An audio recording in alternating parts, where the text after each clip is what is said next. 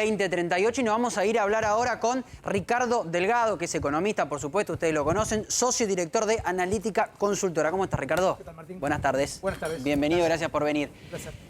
Primera pregunta, el jueves se conoce la inflación. Del otro lado hay un montón de gente que está diciendo, bueno, a ver, ¿cuánto vendrá de este año? Porque si a mí el gobierno me prometió que va a estar en torno a los 36, no me acuerdo cuánto era, 36, 39, la primera inflación del año tiene que ser bajita. ¿O vos decís que nos mintieron? Va a ser difícil, Martín, que la inflación este año esté por debajo de la que termina 2021. O sea que nos mintieron. A ver, siempre los gobiernos en los presupuestos, que es donde básicamente se incluyen las metas de inflación, subestiman el aumento de los precios, básicamente por una cuestión fiscal. Si vos tenés menos inflación, después todo el exceso de recaudación derivado de la mayor inflación, los gobiernos lo pueden usar discrecionalmente, asignando partidas de gasto, claro, de manera discrecional, ¿no? a voluntad. Eso me parece que es una mala decisión, una mala práctica pública.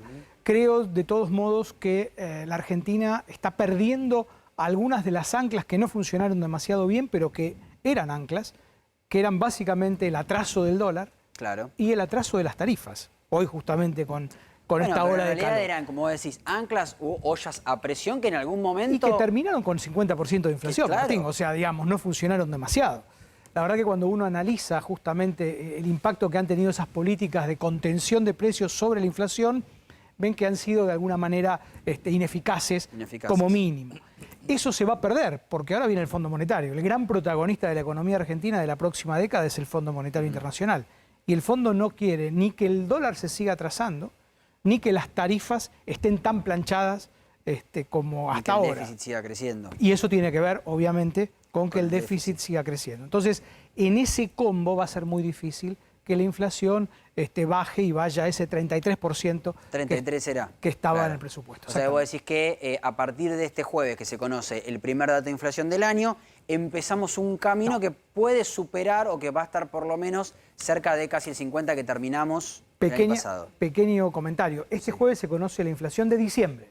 Es verdad, tenés razón, de diciembre. Vamos a cerrar en torno al 50 y monedas del año pasado. Sí. Enero se va a conocerlo en los primeros días de febrero claro. y no va a ser una inflación muy por debajo del 3% tampoco en enero.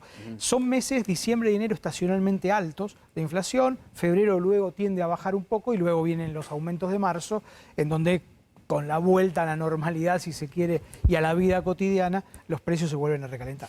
El dólar está en un estado en el cual por lo menos se ve estabilidad, sube un poquito, baja un poquito, pero se ve cierta estabilidad. Tiene que ver con una cuestión estacional de decir, bueno, venimos de un diciembre, venimos de enero, está todo más o menos calmo, o tiene por delante un futuro calmo en los próximos meses, digo, ¿no?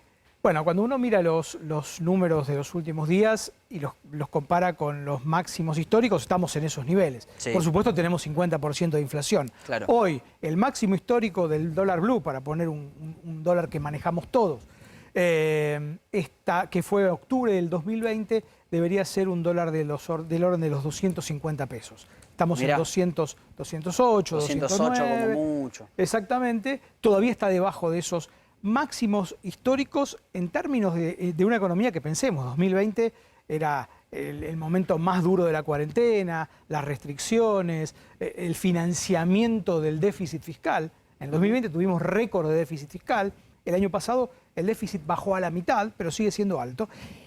Y el año que viene, este año, que recién empieza, probablemente sea más difícil de bajar el déficit. Con lo cual va a haber una cantidad de pesos circulando todo el tiempo que, en función de las expectativas, de las señales que dé el gobierno o que no dé, va a ir buscando alternativas y el dólar siempre es la alternativa que se tiene más a mano. Pues es que hoy hablábamos con otro economista también más temprano en el programa de Paulo Vilouta y nos decía algo que seguramente entre los economistas se comenta y se habla, pero cuando lo escucha la persona de a pie del otro lado se sorprende. Nos decía, no sé, por ahí vos no coincidís, es mentira que los gobiernos quieren terminar con la inflación. La inflación es un impuesto que al gobierno le sirve porque forma parte del financiamiento. Exactamente. Es lo que te decía, los economistas lo tienen como sabido, pero por ahí la persona que está del otro lado no piensa así, o por lo menos no sabía. Pero es como la... No lo tiene visto así, de esa manera, la inflación como algo Claro. que es un instrumento más del gobierno o del Estado, en realidad. Sí, pero son alivios de muy corto plazo, porque hace 4 años teníamos 25% de inflación al año, Macri termina con 55% de inflación, duplica esa inflación y hoy estamos en 50 de vuelta. Claro. O sea, a ver, la inflación, si no la corregís, siempre tiende por inercia, por expectativas, por conductas y además por la cuestión fiscal y monetaria a subir. Ahora, el problema de la inflación que va subiendo casi, te diría, imperceptiblemente minuto y segundo a segundo, es que en un momento te das cuenta que ella está en 70, 80, 90%, y los contratos empiezan a cortar, claro. Las negociaciones salariales en vez de ser cada 6 meses son cada 3 y después son cada 1, y después llegamos a episodios como los que vivimos a finales de la década del 80, en donde se llegaron a pagar salarios en el año 89 claro. 2 veces al mes, y se licuó absolutamente todo. Entonces, todavía estamos a tiempo, pero dejar a la inflación como parte del financiamiento del Estado, libremente y casi como, bueno, nos financiamos y hago como que no existe, es un riesgo muy grande. Claro. Clarita quería preguntar. Ricardo, ¿qué tal? ¿Qué tal, Clarita? Si analizamos 2 medidas recientes a las que el gobierno le está poniendo mucho impulso, como es el nuevo acuerdo de congelamiento de precios que comenzó a regir el 8 de enero y un poco lo que yo contaba hace unos momentos del nuevo acuerdo de precios de referencias para medicamentos. Bueno, todo esto puede amortiguar los números de la inflación, por lo menos de los primeros meses del año. Puede contener, pero no son medidas que resulten efectivas y eficaces para que la inflación baje de manera consistente y sostenida en el tiempo. Vos tenés que tener un programa de estabilización de precios, como le decimos los economistas, que a mi juicio no es lo que se hizo, por ejemplo, al final de los 80, recordemos, llegó la convertibilidad, o a mediados de los 80 con el Plan Austral. En esos momentos la inflación estaba realmente muy cercana a la hiperinflación. Tuvimos inflaciones del 30-40% al mes. Hoy estamos hablando de 3, que es mucho, de 4, que es mucho, sin duda. Pero estos son instrumentos que se pueden incorporar y que se deberían incorporar en planes de estabilización que ataquen integralmente el problema. Pero no van a hacer la diferencia. No van a hacer la diferencia. De hecho, no la hicieron ni los precios cuidados, ni los precios congelados.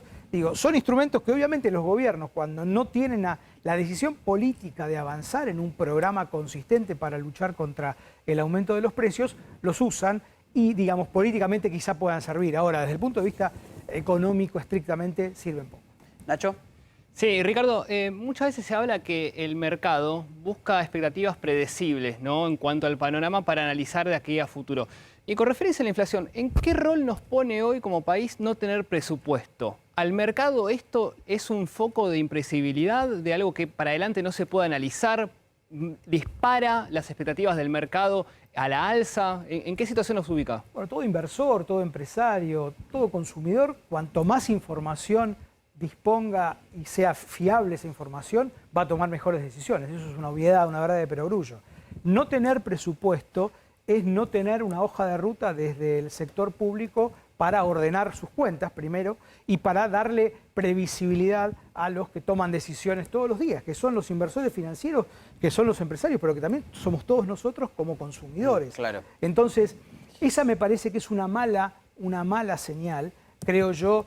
Desde el punto de vista político también es una mala señal que la oposición no haya tratado al menos de contener y de por lo menos presentar eventualmente una alternativa. Creo que digamos, la economía se nutre y se hace mucho desde la política y desde la gestualidad de la política. Me parece que en términos económicos estamos viendo poco. Ahora pregunta Luis Rosales, pero antes hago una chiquita yo. Soy un inversionista del exterior y quiero hablar con vos, Ricardo, que tenés una consultora, y te digo, che, mira, te quiero invertir en Argentina. ¿Me lo recomendás? ¿Estoy para invertir en Argentina?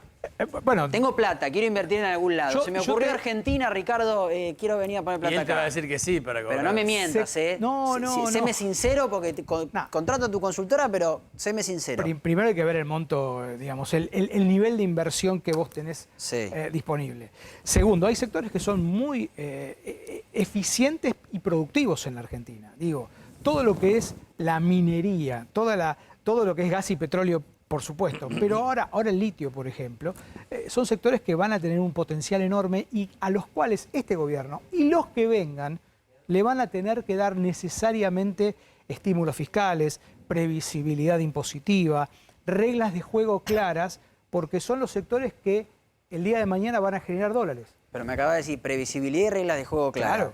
Y hay previsibilidad de juego. Para esos sectores hay. Para esos sectores Claro, sí. para el sector de gas y petróleo hay un régimen especial, por ejemplo, para remitir utilidades con restricciones al exterior. Claro. Ahora, si vos me decís, entrás a un sector en donde no existen esas reglas de juego y... Que son, te diría, todo el resto. Bueno, Más o menos. Bueno, Más yo o te menos. diría, el agro es un sector que sí, que obviamente por razones naturales, competitivas, históricas y de inversión, por supuesto, Pero es un muy sector con perseguido. alta...